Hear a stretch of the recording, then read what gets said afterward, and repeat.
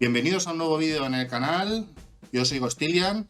Estamos con este juego de Knack Wargames, Brotherhood and Unity. Hoy vamos a hacer el tutorial.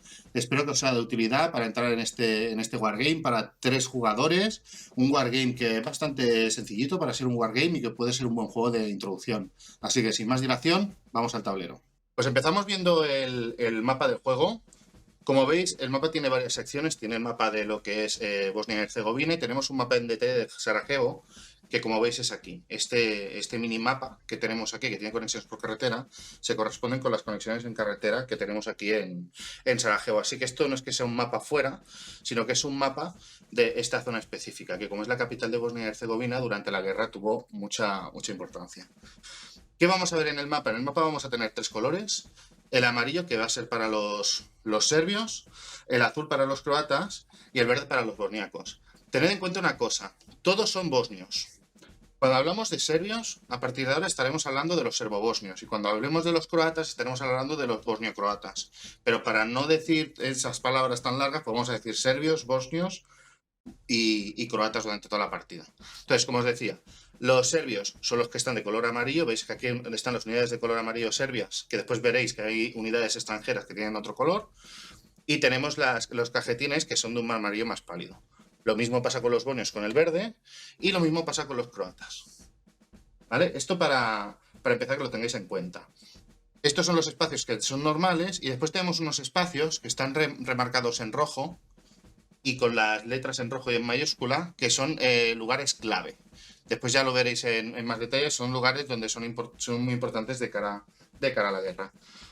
Para acabar de explicar un poco lo que es el mapa, sin entrar en temas de tracks y tal, tenemos aquí las zonas extranjeras, que van a ser importantes sobre todo de cara a los suministros. Tenemos las conexiones con Yugoslavia, las conexiones con Croacia, la conexión con Krajina, que es la región independentista de Croacia pro-Serbia, por lo tanto va a dar suministros a Serbia en este caso.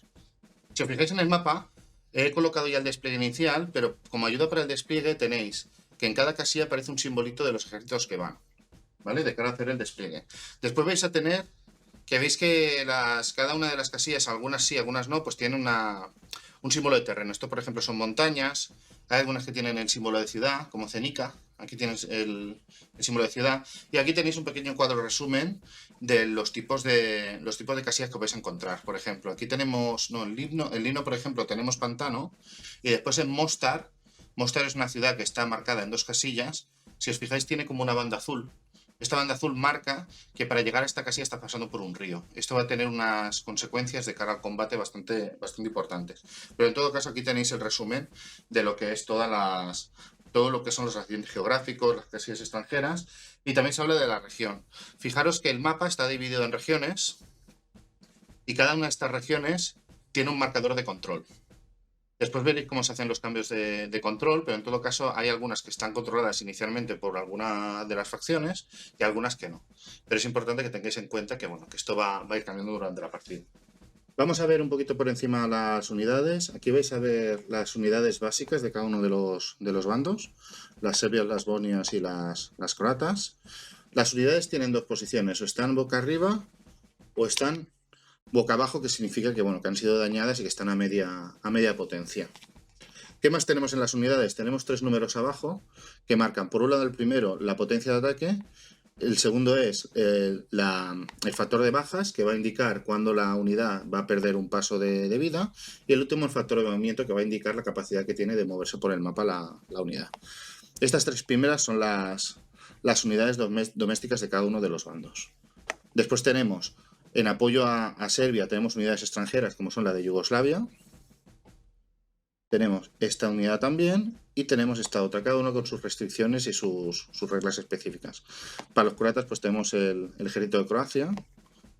Se consideran unidades extranjeras, insisto, porque siempre estamos hablando de bosnios croatas. Entonces, en la intervención del ejército croata se considera una intervención extranjera.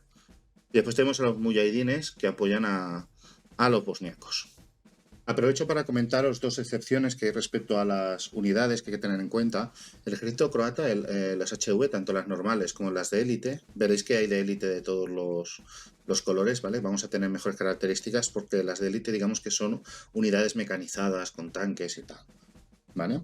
El HV croata, el ejército croata, no va a poder atacar más que unidades, espacios serbios. No va a poder atacar a bosnios. Y después el NOZB, es este de aquí, es una unidad muy específica que solamente se va a poder mover, atacar y capturar espacios de Kacinska Krajina, ¿vale? Que es una región específica del mapa. Y el bando serbio va a perder 0 puntos de opinión internacional cuando juegue cuando tenga este ejército en juego. Esto de la opinión internacional lo veréis ahora más adelante, cuando sigamos con las reglas. Vamos a seguir comentando conceptos del juego y cosas que tenemos en el tablero. En la parte izquierda tenemos estas dos secciones, la de voluntad bélica y la opinión internacional. Voluntad bélica es algo así como los puntos de victoria del juego, en que cada facción tiene un objetivo. Como veis, aquí tenemos decenas y aquí tenemos unidades. Con lo cual, si el serbio está aquí en el 40 y en el 7, tiene 47 puntos de voluntad bélica. Si en algún momento alguno de los jugadores llega a 0 absoluto de voluntad bélica, pierde la partida y se cuentan los puntos que tienen los otros jugadores. Ya veréis luego que cuando se hace el cálculo de puntos de victoria hay que tener muchas más cosas en cuenta. Aquí tenemos un resumen de lo que provoca cambios en la voluntad bélica, que después veremos, y cómo se calculan los puntos finales de partida. Después tenemos la opinión internacional, que en este juego tiene muchísima importancia porque nos va a implicar restricciones. Como veis, aquí tenemos cosas que afectan a la opinión internacional. Por ejemplo, cuando capturéis un espacio clave, vamos a bajar 1 en opinión internacional. Esto representa que, bueno, cuando se conquistaban según qué puntos, pues se generaban refugiados y tal. Y entonces vamos a perder opinión internacional. Vamos a perder 3 puntos si capturamos una zona segura de la ONU. Y vamos a perder un punto por turno por cada ejército extranjero. Ojo, por cada ejército extranjero. Si tenemos 2 unidades del ejército, de un ejército extranjero en el mapa, no nos van a quitar 2 puntos, sino 1. ¿Vale? Es en función del número de ejércitos diferentes. Y después, según eventos, también va a subir o bajar la opinión internacional. Es muy importante porque cuando llegas al nivel 1, lo que va a pasar es que el factor de movimiento de todas las tropas va a bajar en 1, no se va a poder hacer redespliegue estratégico y no se va a poder avanzar tras el combate. Esto representa que como hay sanciones económicas, pues no vamos a tener tan buen acceso al combustible y por lo tanto vamos a tener problemas serios para mover nuestras tropas. En nivel 2 lo que van a pasar es que se van a iniciar ataques aéreos de la OTAN contra la facción que esté aquí. Esto va a implicar que cada vez que empiece el turno un jugador, pues se van a generar unos bombardeos. Esto después lo explicaremos también en profundidad. Y finalmente, si alguno llega al nivel 3, automáticamente se acaba la partida. Pues representa que hay una intervención militar total de la OTAN y se acaba la guerra en Bosnia. Lo mismo que antes. El que ha llegado a nivel 3 pierde y entre los otros 2 jugadores pues calculamos a ver quién ha ganado la partida. Ahora vamos a ver un poco las cartas de evento, qué es lo que tienen, qué es lo que no tienen, ¿vale? Os pongo un ejemplo de esta primera carta. Por ejemplo, esta es una carta de evento normal. Entonces, en cada carta vemos que tiene un número, que son las operaciones con las que podemos usar la carta, porque la carta podremos usar el evento del texto o las operaciones para hacer otras cosas. También nos marca aquí de quién es cada carta. En este caso, este es el mazo croata. No vamos a tener en ningún caso, en ningún momento de la partida, cartas de ningún enemigo. Vamos a tener cada uno nuestro mazo. Pero bueno, nos recuerda en la parte frontal de la carta a qué facción pertenece. Entonces, bueno, tenemos una ilustración, el texto del evento y las operaciones, como os comentaba. ¿Qué pasa? Si os fijáis aquí nos pone la época, es guerra temprana. El juego consta de 4 turnos. En los 2 primeros turnos vamos a jugar en el mazo con las cartas de guerra temprana y con las de guerra temprana tardía, ¿vale? Estas cartas van a funcionar durante los 4 turnos de juego. Cuando lleguemos al turno 3, se van a quitar del mazo todas las cartas de guerra temprana y se van a jugar con las de tardía y con lo que os decía antes, con estas cartas que también se juegan en todo el juego. Esto significa, pues eso, el avance del tiempo y que lo que pasan son cosas diferentes.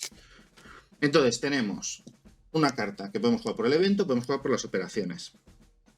Pero tenemos más tipos de cartas. Tenemos, por ejemplo, esta otra, que es una carta de combate. Las cartas de combate las vamos a jugar durante el combate y se van a quedar en la mesa hasta que finalicemos la ronda de acción. Entonces, si en la misma ronda de acción hacemos 2 o 3 combates, pues la carta va a seguir activa.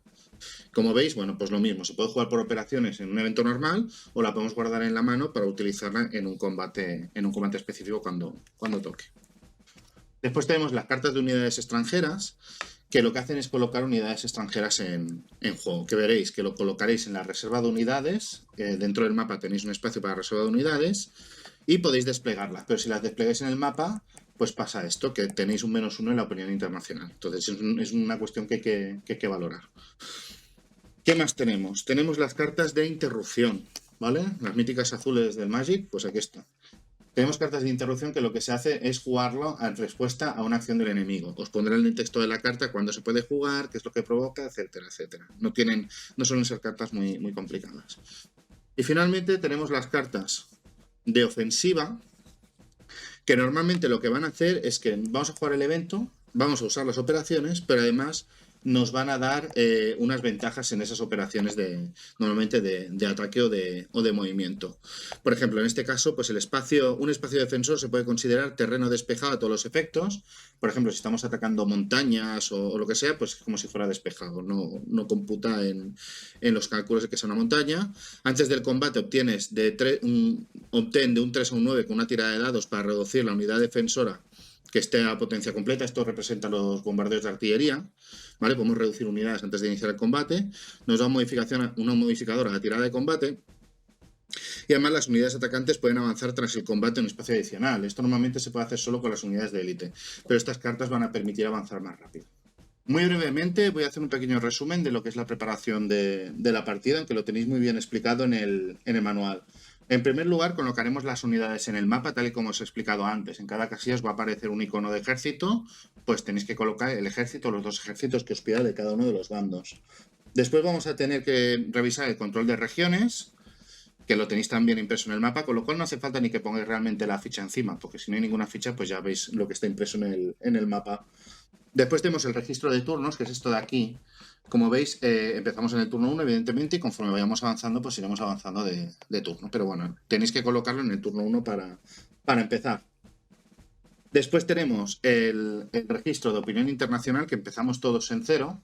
Y para acabar, vamos a poner 30 puntos de voluntad bélica a cada uno de los bandos. Como veis, tenemos que apilar las fichas y además nos lo marca en negro donde empieza, ¿eh? Todo facilito para que no tengamos que revisar el manual. Ahí, ¿con cuánto empezamos? Que lo pone en el tablero, hombre, míralo. Vale, y para acabar se preparan los mazos de cada una de las facciones. ¿Cómo se preparan? Como os he explicado hace un momento, cogemos todas las cartas que son de guerra temprana y de guerra temprana tardía, las juntamos, las mezclamos y las dejamos preparadas en lo nuestro. Las cartas de guerra tardía pues las dejamos de momento aparte o las dejamos en la caja para incorporarlas después. Y ahora lo que voy a hacer es explicaros la secuencia de turno muy rápidamente y además os lo voy a explicar sobre el mapa para que veáis que lo tenéis todo impreso aquí. Además, evidentemente, en las hojas de ayuda pues lo tenéis muchísimo más detallado la secuencia de juego. La verdad es que las hojas de ayuda de este juego están súper bien, así que tenerlas bien a mano. ¿Cuáles son las fases de turno? Pues mirad, tenemos una fase de inicio de turno en la que cogemos cartas, cogemos tantas cartas como nos marque, después os lo especificaré más, ¿vale? Pero en cada turno pues saben las cartas que tenemos que coger. Colocamos los refuerzos que nos marcan cada turno que tenemos que colocar y desplegamos las unidades extranjeras si quisiéramos. Aquellas unidades extranjeras que tenemos en el tablero, en la reserva, digamos. Después vendría la ronda de acción. Entonces, la ronda de acción lo que va a hacer es que vamos a jugar secuencialmente en orden de turno. ¿Cómo es el orden de turno? Pues lo tenéis aquí también. Si os fijáis, en los dos primeros turnos, primero va el serbio, después el croata, después el bosnio. En el segundo igual, pero en el tercero ya cambia y es al revés. Primero el bosnio, después el croata, después el serbio, igual en el 4. Entonces, por orden va jugando uno cada vez. Entonces, en cada ronda de acción se comprueban los suministros, se realizan ataques aéreos de la OTAN si procede y se juega una carta, que es la parte principal de la ronda de acción. Entonces cada uno va jugando, se van jugando estas 3 rondas secuencialmente, y cuando se han acabado todas las cartas, pues se da por finalizada la ronda de acción. Y una vez han jugado todas las rondas de acción del turno, pasamos a la fase de fin de turno, en que determinamos si hay un ganador. Y si no, que eso sucedería en el último turno, se determina el ganador en el último turno, perdón. Y después se avanzaría el marcador de turno si es que no hemos acabado. ¿Vale? Bueno, pues cuando iniciamos un nuevo turno, cuando al principio de la partida, ahora sería el momento de iniciar el turno. ¿Vale? Esto va a pasar 4 veces durante la partida. Primero cogeríamos cartas. ¿Cuántas cartas coge cada uno de su mazo? Pues las que nos marca aquí debajo. Como veis, el serbio en el primer turno robaría 7 y los otros dos jugadores robarían 5 cada uno. Esto nos lo llevaríamos a la mano y sería nuestra mano. Recordad que en el turno 3, además, tenemos que preparar de nuevo el mazo. Esto significa que vamos a mezclar otra vez el descarte con nuestro mazo, vamos a retirar todas las cartas de guerra temprana y vamos a incorporar las cartas de guerra tardía. Vamos a mezclar y después de eso vamos a robar las cartas. Ahora vendría la fase de colocar refuerzos en el mapa. Los refuerzos vienen fijo y en cada turno son los refuerzos que tenéis impresos en el mapa y en las hojas de ayuda. En el caso del primer turno serían 10 para los serbios, 5 para el croata y 2 para los bosnios. Pues imaginaros que queremos colocar refuerzos en Zapadna Krajina en este momento. Y hemos decidido que, bueno, que en esta región vamos a colocar estos 3 refuerzos. ¿Dónde los podemos colocar? Pues los podemos colocar en puntos clave, que son los que están marcados en rojo, y está la ciudad, como veis, o el punto rodeado de color rojo, y podemos colocarlo en este punto que tengamos controlados, evidentemente, o en una casilla adyacente que esté conectada por carretera. Tened en cuenta una cosa, el límite de apilamiento son 3 unidades, no podemos tener más de 3 unidades en un cuadro, y ese chequeo se hace al final de cada acción. Después veréis que hay acciones de combate en las que podemos apilar más de 3 unidades, pero cuando acabe esa acción de combate vamos a tener que tener 3 o como mucho, porque si no perderemos el resto, pero bueno, esto lo veréis después. Entonces, yo, por ejemplo, si quiero colocar estas 3 fichas, tengo que tener en cuenta que tiene que ser en un punto rojo o adyacente y tiene que haber una línea de suministro. En este caso, el jugador serbio se suministra a través de Krajina o de Yugoslavia. Como veis, desde Krajina podemos trazar una línea amiga hasta el punto de refuerzo. Entonces, en este caso, pues nos podemos reforzar aquí o aquí. ¿Qué pasa? Como son 3 unidades, no podemos colocar las 3 aquí, porque ya hemos llegado al límite de apilamiento, con lo cual esta última pues la colocaríamos aquí. Otra situación que podemos tener en el mapa es que tengamos un área con suministro limitado o sin suministro. Si no tenemos suministro, no se pueden colocar refuerzos. Pero en este caso tenemos una zona que es un enclave que es de suministros limitados. ¿Qué significa eso? Que no tenemos conexión con ninguna región extranjera que nos pueda dar suministros, pero tenemos lugares clave. Cada lugar clave puede suministrar hasta 3 unidades. En este caso está suministrando a 2, con lo cual tenemos un espacio para una más.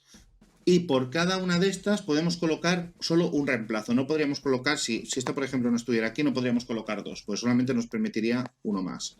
Entonces aquí por ejemplo sí que podríamos colocar, por ejemplo aquí o aquí, también podríamos colocarlo aquí si quisiéramos, una unidad en esta fase de refuerzos. Esto sería el caso del enclave. Dos cosas importantes sobre el tema de los refuerzos. No podemos colocar refuerzos en zonas seguras de la ONU, en primer lugar, y después cada una de las facciones tiene un punto de suministro diferente. Croacia se suministra desde los puntos de Croacia exclusivamente. Los serbios se suministran desde Krajina y desde Yugoslavia, que son los rojos. Y el jugador bosnio se suministra por Croacia también. Y el jugador bosnio puede atravesar los puntos gobernados por Croacia. Aunque se estén pegando de hostias, se puede suministrar a través de espacios croatas, porque no tiene otro suministro que no sea el de Croacia. Estas son las casillas que os he comentado antes. Cuando nos eliminan ejércitos, cada uno tiene sus unidades eliminadas, pero las unidades extranjeras van en esta casilla aquí. Puede funcionar un poco diferente. Pues tenemos eliminadas y reservas. Esto nos va a afectar ahora en la fase de refuerzos. Pues veis, aquí tenemos un resumen de lo que podemos hacer. En primer lugar, si tenemos alguna unidad extranjera eliminada, podemos pasar una unidad a la parte de reserva. También, si tenemos dos unidades extranjeras a media potencia, en el mapa las podemos girar a plena potencia. Podemos devolver unidades del mapa a la reserva. Imaginaos que las recogemos del mapa y las colocamos aquí. Esto nos puede interesar en un momento dado para que no nos baje la opinión internacional. El siguiente es desplegar de la reserva mapa. Podemos desplegar todas las fichas que tenemos aquí de unidades extranjeras en el mapa. Pues un ejemplo de despliegue de unidad extranjera la tenemos, por ejemplo, aquí. Este ejército, estos dos ejércitos, imaginaos que los vamos a desplegar ahora porque los tenemos en reserva. Estos ejércitos son de Krajina, con lo cual tienen que entrar desde Krajina por narices. Entonces, imaginaos que, por ejemplo, el ejército croata se ha hecho con esta posición, con Livno, y entonces es un punto clave. Como viene desde Krajina, pues podríamos colocar estos ejércitos extranjeros, por ejemplo, uno aquí Y como aún tenemos 2 fichas, podríamos colocar una segunda. Pero, por ejemplo, nos interesa protegernos de que el croata intente recuperarlo. También podríamos colocar estas unidades extranjeras directamente fuera y realizar ataques desde el extranjero hacia dentro del mapa. Os digo porque, por ejemplo, aquí podría darse la situación de que el croata conquistara esto y entonces, claro, no tendría sentido que el ejército extranjero no pudiera entrar desde fuera. Entonces podríamos colocarnos aquí y después atacar la posición croata desde fuera del mapa de Bosnia.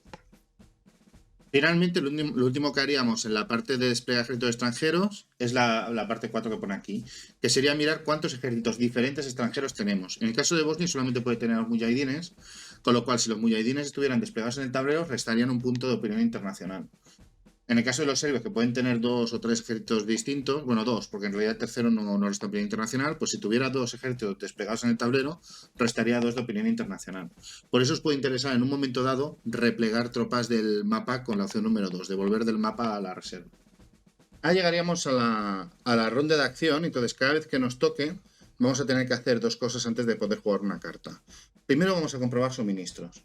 ¿Cómo comprobamos suministros? Pues lo hemos explicado hace un momento, ¿no? Si tenemos aquí esta unidad serbia, para comprobar si tiene suministros, pues vemos si tenemos ruta. Vemos que podemos venir por aquí, por aquí, por aquí, y llega a Krajina, con lo cual se considera que está suministrada. Pero imaginaros que el jugador croata capturó esta posición.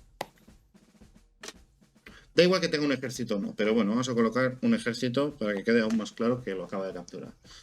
En este caso, hacia el sur no tiene conexión con Krajina y hacia el norte tampoco, con lo cual se ha quedado sin acceso a los suministros. Si en esta primera acción se diera esta situación por primera vez, colocaremos el contador de suministros bajos. Y la unidad podría funcionar normalmente. Pero en el momento que este chequeo lo hagamos teniendo esta ficha ya puesta, lo que haremos es darle la vuelta a esta ficha y colocarla sin suministros. Esta unidad ya no es activable, no podemos hacer nada con ella hasta que se restablezcan los suministros. En este caso, pues tendría que haber un ataque serbio a esta posición para recuperarla. Nada más recuperarla, retiraríamos este contador. No haría falta ni que esperáramos a nuestro turno, ¿de acuerdo? Porque esto tiene implicaciones en el combate también. Si hubiera alguna ficha sin suministros en el momento que hacemos el chequeo, pues es buen momento también para retirarla, por si se nos hubiera olvidado o se ha dado una condición que provoque que pase a tener suministros. Si de nuevo vuelve a tocarnos y vuelve a estar sin suministros la unidad, lo que haríamos sería perder un paso de la unidad y volverla a colocar el sin suministros encima. Si volviera a pasar, si la unidad ya estuviera a media fuerza con un sin suministros encima, perderíamos la unidad. Y habríamos perdido esa posición, que en este caso, bueno, estaría aún ocupada por los serbios, pero los croatas ya podrían entrar porque el ejército habría quedado eliminado por falta de suministros. Las unidades eliminadas por falta de suministro no van a la casilla de unidades eliminadas, sino que se eliminan directamente del juego y vuelven a la caja. Además, tened en cuenta que como habéis perdido una unidad, perdéis un punto de voluntad bélica.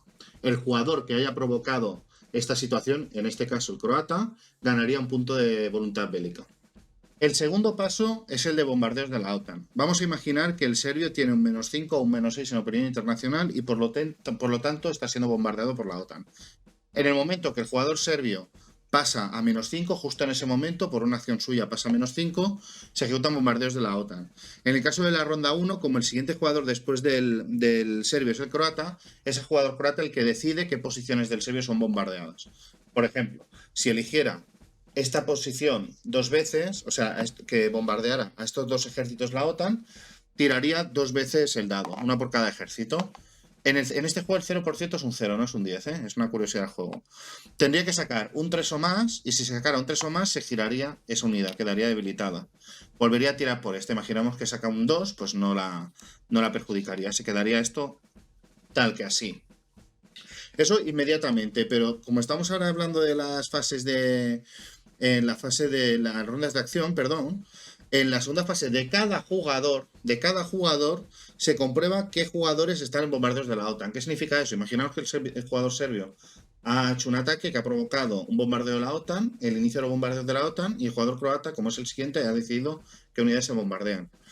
Después del jugador serbio vendría el croata, con lo cual el croata, cuando haga el chequeo de la segunda fase de ronda de acción, vuelve a bombardear al jugador serbio. Elige de nuevo el croata 2 posiciones y realiza bombardeos. Después le toca al bosnio. En el segunda parte chequea. Ve que el jugador serbio sigue siendo objetivo de la OTAN.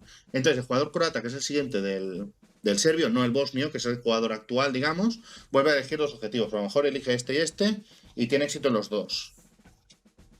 Incluso después, cuando le vuelva a tocar al serbio, antes de que tenga la oportunidad de jugar una carta, va a sufrir de nuevo bombardeos de la OTAN que van a ser dirigidos por el jugador croata. Así que mucho cuidado con entrar en opinión internacional -5, -6, porque vais a comenzar a tener problemas muy, muy graves.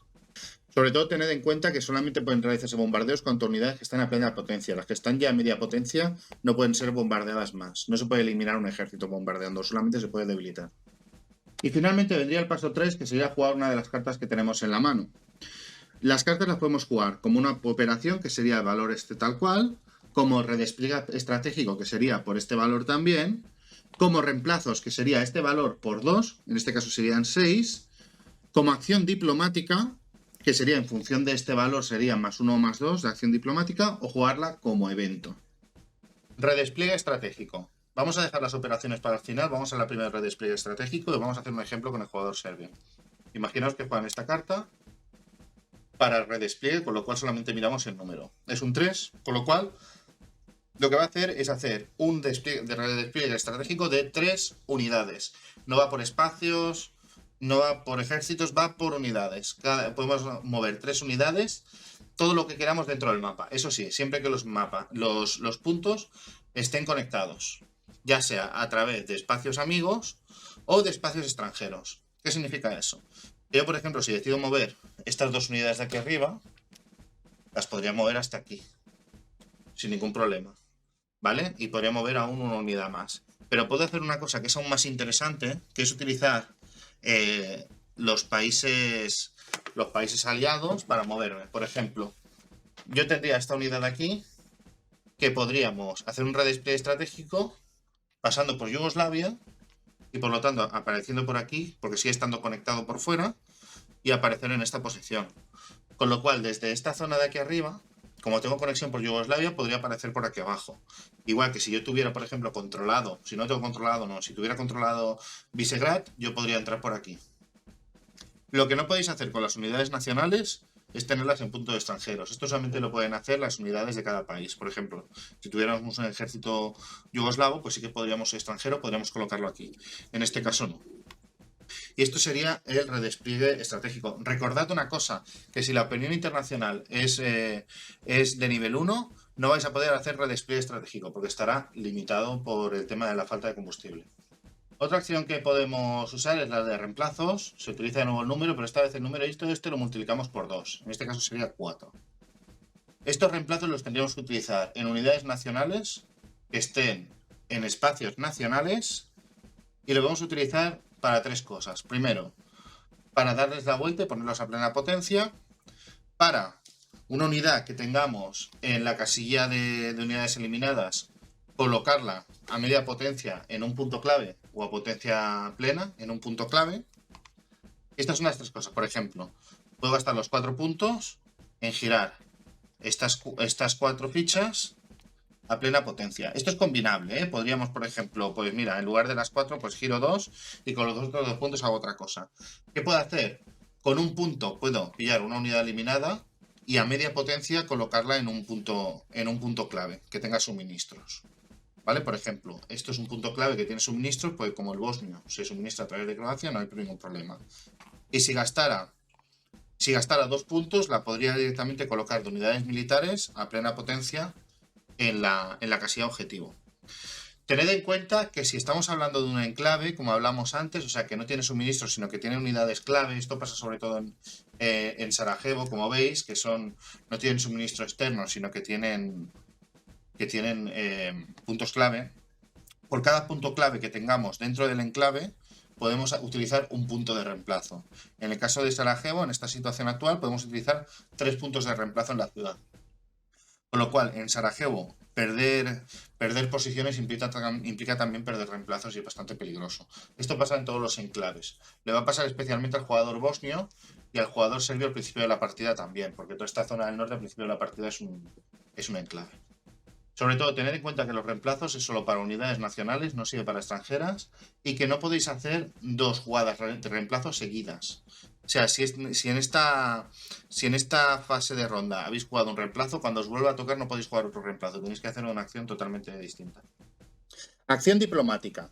La acción diplomática va a constar en que vamos a jugar una carta y vamos a declarar que utilizamos la carta para hacer una acción diplomática.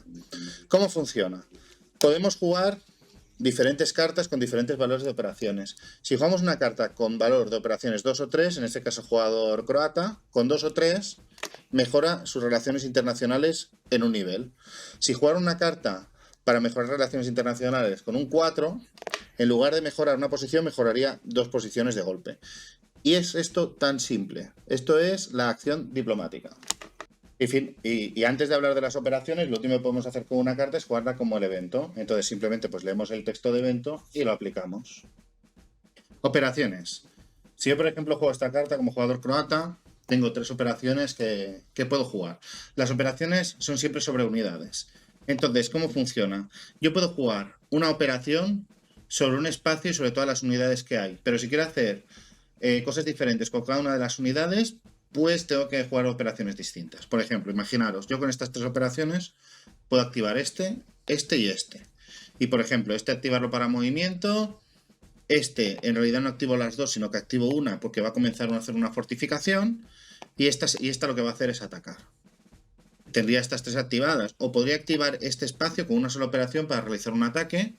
Y estos 2 para moverlos o para fortificar. Pero vamos, el resumen es que por operación y por espacio, una operación. Si quiero hacer 2 operaciones distintas en un espacio, tengo que jugar 2 operaciones y determinar qué unidades están haciendo una operación y qué unidades están haciendo la otra.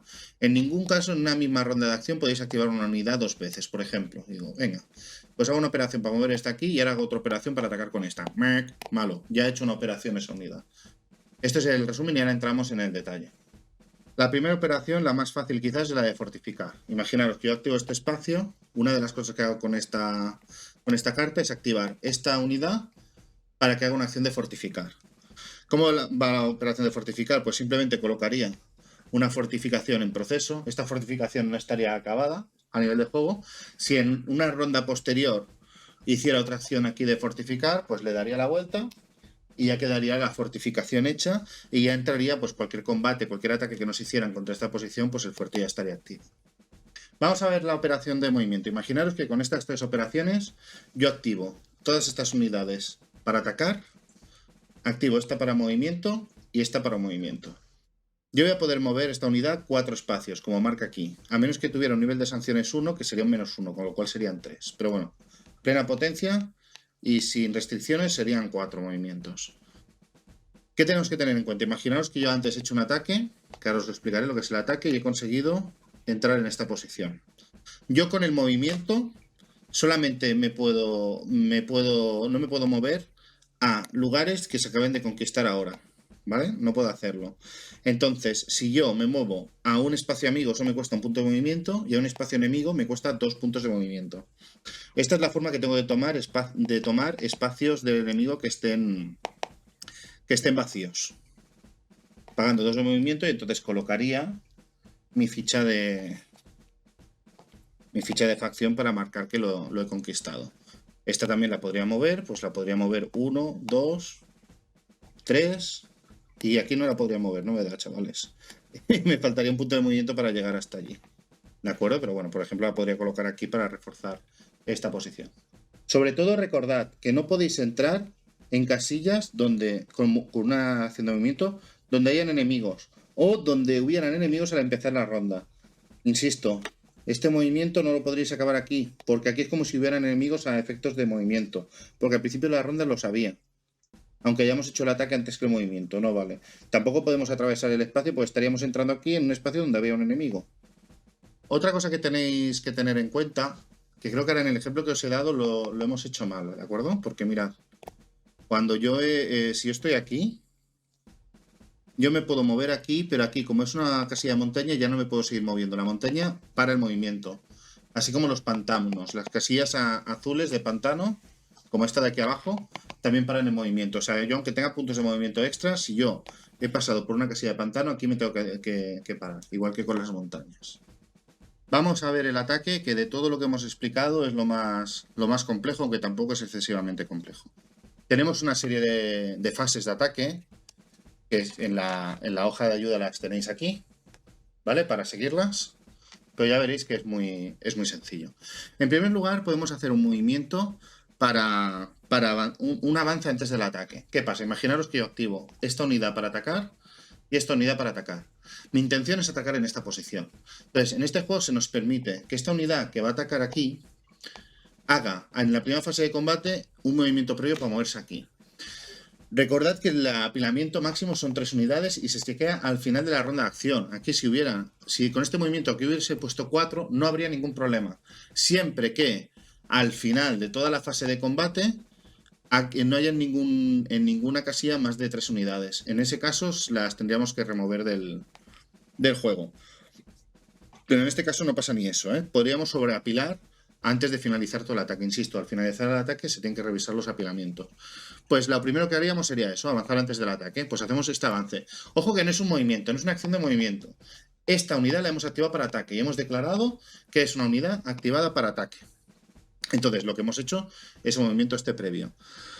Después haríamos las cartas de combate. El atacante primero y luego el defensor, pues jugarían cartas de combate. Por ejemplo, esta carta de combate. Las cartas de combate son muy sencillas de entender. No voy a jugar ahora ninguna para simplificar el ejemplo, pero ya veréis que conforme las leáis no tienen ningún drama. Esta, por ejemplo, lo que nos dice es que atacamos primero, con lo cual se resuelve primero el ataque del croata antes de que se defienda el serbio, con lo cual si le reducimos el ejército pues nos va a atacar menos fuerte. Es un poco la idea de esta carta. Pero bueno, primero el atacante decide si juega carta y después el defensor. Recordad que las cartas que se han jugado durante la ronda van a estar vigentes hasta el final de la ronda. O sea que si yo juego una carta ahora y después hago en otro sitio un ataque con las operaciones que me sobran de la carta, voy a utilizar esas cartas también en ese ataque. Y voy a poder sumar otra. Después vendría el cálculo del MTD, ¿vale? Del modificador de dado de combate. Esto puede ser dado por cartas que hayáis jugado o puede ser dado también por efectos del terreno. Como veis, en terreno despejado no hay ningún modificador. Si estoy atacando a un espacio de montaña, el atacante tiene un -2 a la tirada. Si estoy atacando a un pantano, el atacante también tiene un -2. Si estoy atacando a una ciudad, voy a tener un -4, que ya es muy significativo. Si estoy atacando a una trinchera, un espacio fortificado, voy a tener un -2 el atacante y el defensor va a tener un +2 de modificador. Y después, si ataco a través de un río, si os fijáis, por ejemplo, esta ciudad tiene un río que nos marca por aquí y por aquí. Si atacamos desde estas casillas, que como veis el camino también nos viene marcado, se va a activar esto. Si atacamos esta ciudad desde aquí, no, pero desde aquí sí, pues se supone que está a este lado del río. Entonces, en este caso, el defensor atacaría primero, con lo cual se aplicarían los daños primeros del defensor, y el atacante iría con un -4. O sea, que os imagináis que esto es bastante tocho. Además que, bueno, aquí ya os pone también, los indicadores de parada en el movimiento también aplican al río. Y el tema de la retirada lo explicaremos en la fase de retirada de combate. Con lo cual, ahora estaríamos en la fase del MTD. Como vemos, aquí, en esta casilla, no hay modificador, pues no tenemos absolutamente nada, es un terreno despejado y no hay ninguna historia. Pasaríamos a lanzar dados. Entonces, cogeríamos los dados. Vamos a simular el combate. Si encontrase los dados, que los tengo aquí. Aquí tengo uno y el otro. Vale. Tiraríamos los dados de combate y resolveríamos. Mira, me va bien porque me han salido resultados variaditos. Vale, pues en este caso, aquí que sea mejor. Vale. El serbio ha sacado un 7 y el croata ha sacado un 2. ¿Cómo se resuelve esto? Pues fijaros que aquí tenéis una tabla que es de eficiencia de combate. Aquí tendríamos las unidades de combate del croata, sumaríamos el factor de ataque, que es el número de la izquierda, que sería 3 más 3, 6 más 5, 11, y el ataque del serbio serían 4. O sea, en teoría serían 11 factores de ataque contra 4 factores de ataque. ¿Qué pasa? Que el dado lo que hace es un modificador. En el caso del serbio ha sacado un 7, por lo tanto, veis, 7 y 8 sería por 1, 1,5, redondeado hacia arriba. Como tiene 4, multiplicado por 1,5 le daría un 6. Tendría un 6 de ataque. ¿Qué pasa? El jugador croata ha sacado una tirada bastante mala, aunque podría ser peor, ha sacado un 2. que implica que va a la mitad, con lo cual, como tenía 11, la mitad es 5,5, se rondea hacia arriba 6. Con lo cual, os fijáis que como la tirada ha sido muy mala, el croata estaría atacando con un factor final de 6 y el serbio también iría con un 6. Pasaríamos a asumir daños. Aquí cada jugador elige, pero siempre hay que asumir el máximo de bajas posible. Tienen que asignarse 6 daños. Entonces aquí entra el factor de bajas. Como veis, esta unidad no puede ser afectada porque tiene un 7 factor de bajas. Tienes que llegar como mínimo al factor de bajas, con lo cual el croata decidiría perder un paso de esta unidad, con lo cual ya ha asumido los 6 y el serbio pues no tiene otra que hacer 6 con esta. ¿Vale? En el caso de que se hubieran sacado 5 no llegaría, y en el caso de que por ejemplo hubiese sacado un 11 el jugador croata, vale, la que estoy liando, el que hubiese sacado un 11 hubiese reducido 6 y le quedarían 5, no podía seguir reduciendo. ¿De acuerdo? Se quedaría así la unidad. Aquí el servidor, el jugador croata necesita un 12 para eliminar del tirón la unidad. Ahora, si volviera a hacer un ataque en una ronda posterior, pues ya con un 6 la eliminaría. Y esto sería la parte del combate, que como veis es bastante sencilla. Después, si alguna unidad fuera eliminada, imaginaros que el croata en este ataque fallido pues pierde una unidad. Por cada unidad perdida, perdería el jugador que pierde la unidad un punto de voluntad bélica y el jugador que ha provocado la baja ganaría un punto de voluntad bélica. ¿Qué más pasaría? Pues tendríamos retrocesos. Si el jugador defensor perdiera 2 pasos más que el atacante, cosa que no ha sido el caso, si perdiera 2 pasos más que el atacante, se tendría que retirar a una casilla adyacente. Si perdiera 3 pasos o más respecto al atacante, se tendría que retirar al menos 2 casillas alejándose del espacio inicial. ¿Vale? Se tendría que retirar hasta aquí. Esto evidentemente solamente puede pasar si tuviera otra unidad. Imaginaos que tenía otra unidad, el croata ha atacado, no ha perdido pasos y el serbio ha perdido una unidad entera, ¿vale? En este caso ha perdido el serbio 2 pasos, con lo cual se tendría que retirar a una casilla adyacente. Finalmente, el jugador atacante podría avanzar las unidades que tuviera fuerza completa. Pues hemos visto antes, ahora la otra ficha no se la tengo. Imaginaros que el resultado del combate es este, que se ha reducido esta ficha. Entonces, con este podría avanzar, con la... Joder, se me ha dado vuelta. Con la reducida no podría avanzar, avanzaría con la que está a completo. Evidentemente, como entra en una... Esta es una posición amiga, con lo cual lo que hace es recuperarla. No, esto no es amiga. Esta es Serbia, con lo cual ocuparía esta posición el croata. Si no hiciera este avance no conquistaría la posición, pero con una acción de movimiento podría entrar en turnos posteriores, no en este, porque en este ha empezado con una unidad ahí colocada. Y finalmente pues se haría la captura del espacio. ¿Qué pasa? Que hay unidades que en el combate, las mecanizadas, como es el caso de esta, que podrían seguir avanzando. Entonces podrían hacer un avance extra a una posición más adelante y conquistarla también.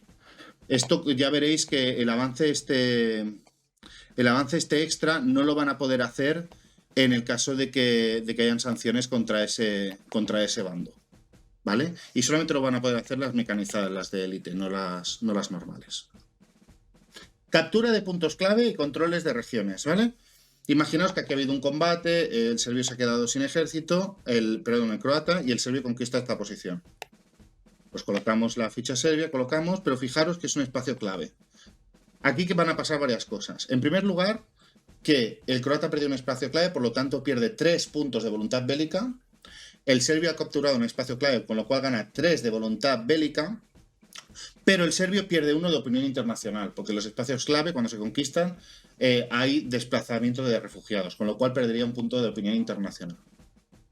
Además, cuando se captura un espacio hay que hacer un chequeo de control de región. En este caso sería un chequeo en Yuzna Krajina, ¿vale? En Yuzna Krajina nos está diciendo aquí en el espacio varias cosas. Primero, nos dice que tenemos que controlar 3 regiones y una región clave para controlar esta región. En este caso, el serbio tiene todas, tiene 4, y tiene la región clave. Ya os lo digo ahora, aquí básicamente os pone un asterisco para cada región clave, en este caso es una. Tenéis que tener todas las regiones clave.